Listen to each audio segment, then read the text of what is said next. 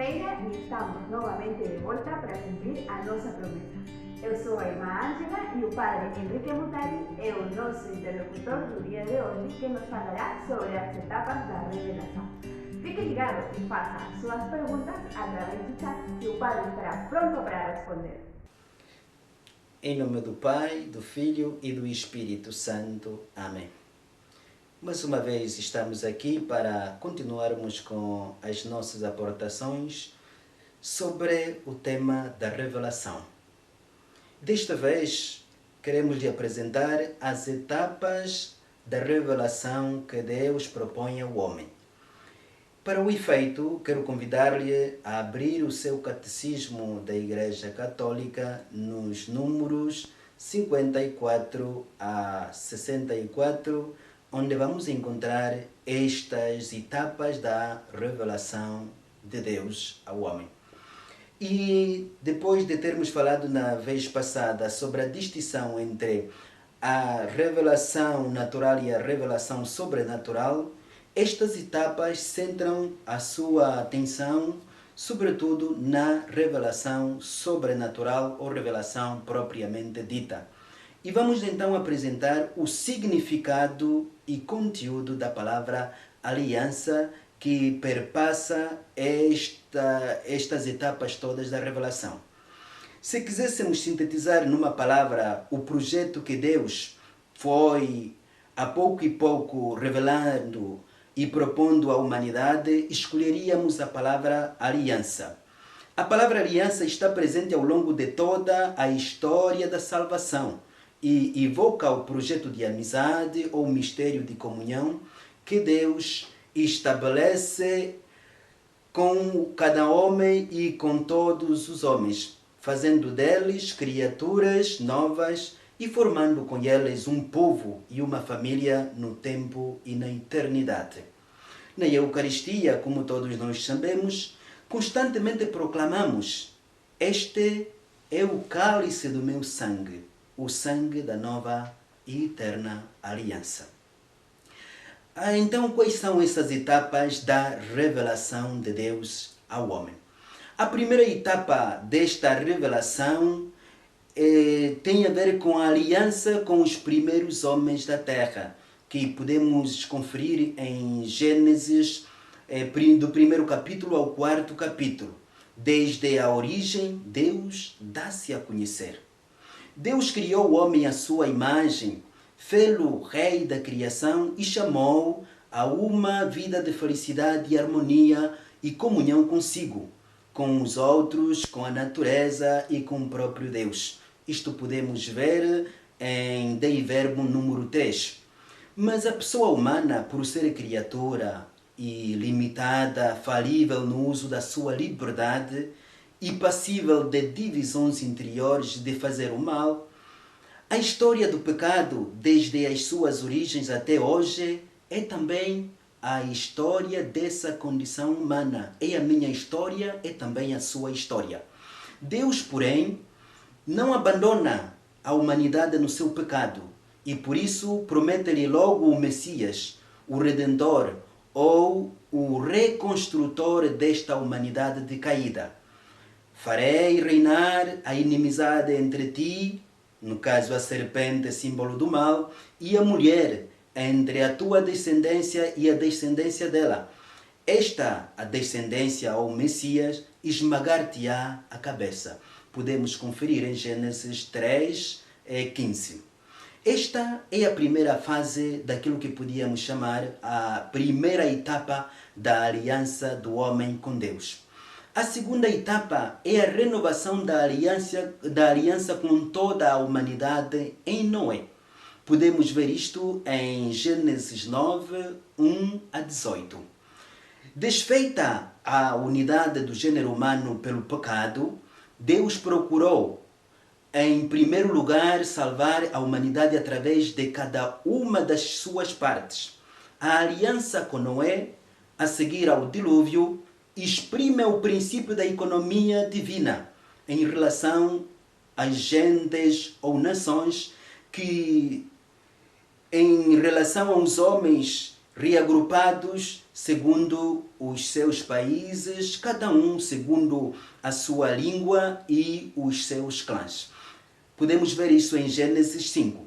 Vejam, entendam muito bem isto. Esta aliança é tão importante porque Deus fala com todas as raças, com todas as línguas, sem distinção.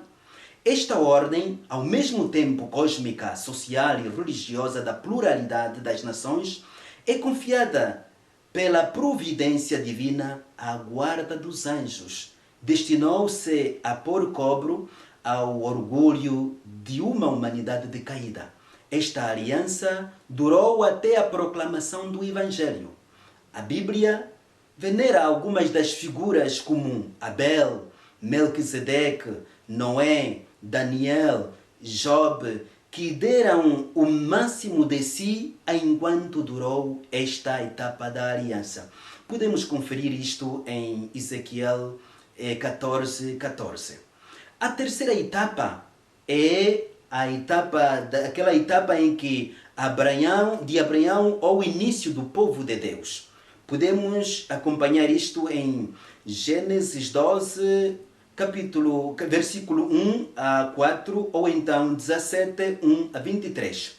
Deus chama Abraão de Ur da Caldeia, uma terra pagã, para a Palestina, e diz-lhe: Eu sou o Deus Todo-Poderoso, anda na minha presença e sê perfeito. Quero fazer uma aliança contigo e multiplicarei a sua descendência até ao infinito. Estabeleço uma aliança contigo e com toda a tua prosperidade, de geração em geração. Será uma aliança eterna, em virtude da qual eu serei o teu Deus e a tua descendência. Gênesis 17:19. Vejam aqui algum elemento fundamental. Deus não faz apenas aliança com Abraão, mas é também com a sua prosperidade.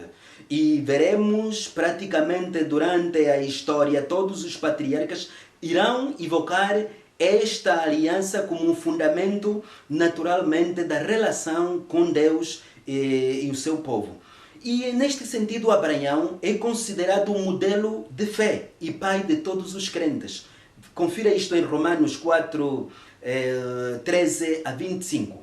Abraão é um verdadeiro modelo de fé. Ouve a voz de Deus, acredita nele, dispõe-se a cumprir sua vontade e parte. Para onde? O que lhe vai acontecer? Que vida? Deus pede-lhe um sacrifício, o seu próprio filho, o filho da promessa. Abraão dispõe-se a isso. Só tem uma certeza, uma segurança, mas basta-lhe.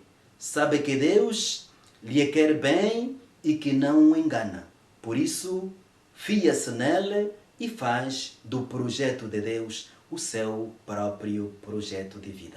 Quão bonito! Esta fé que tu tens, esta fé que naturalmente vives, é preciso muitas vezes nos interrogarmos se podíamos ser experimentados nestas condições. A quarta etapa é a realização da aliança com o povo de Israel por meio de Moisés. O ponto de partida é a libertação do povo de Deus do Egito. Por volta do século XVIII a.C., devido à fome, descendentes de Abraão imigraram para o Egito, quando José, filho de Jacob, que Deus deu o nome de Israel, se encontrava no governo desse país, Egito. Bem vistos durante muito tempo, foram mais tarde considerados um perigo e muito maltratados. Deus escolhe então Moisés, por volta do século XIII, para os libertar, organizar, dar-lhes consciência de povo e realizar através dele a sua aliança, dizendo: Eu sou o Deus de teu pai, o Deus de Abraão, o Deus de Isaac, o Deus de Jacó. Eu vi a miséria do meu povo no Egito, e bem assim tenho ouvido o seu clamor por causa da opressão. Conheço, pois, a sua dor. Estou decidido a libertá-lo das mãos dos egípcios. e conduzi-lo para uma terra fértil, espaçosa, uma terra de maná, leite e mel. Vai, envio-te ao faraó, para que tires o meu povo do Egito, os filhos de Israel. Êxodo 3, 1 a 11. Podes conferir. E ali encontramos então a grande proposta da aliança que Deus faz ao seu povo, em Êxodo 19, 5 a 7, a aceitação da aliança em Êxodo 24, 1 a 9, o código da aliança aos 10 mandamentos em Êxodo 21 a 18, e esta a etapa fundamental que podíamos dizer que marca esta aliança, esta aliança com o povo de Deus. E é preciso entender. E tu que me ouves agora, achas que isto tem alguma coisa a ver contigo? Como sentes e vives os 10 mandamentos? E passamos então para a quinta etapa, que é a purificação e interiorização da aliança através dos profetas. Pelos profetas, Deus forma o seu povo na esperança da salvação, na expectativa de uma aliança nova e eterna, destinada a todos os homens e que será gravada nos corações. Os profetas anunciam uma redenção radical do povo de Deus, a purificação de todas as suas infidelidades durante a caminhada no deserto, uma salvação que abrangerá todas as nações. Serão, sobretudo, os pobres, os humildes do Senhor, os portadores desta esperança.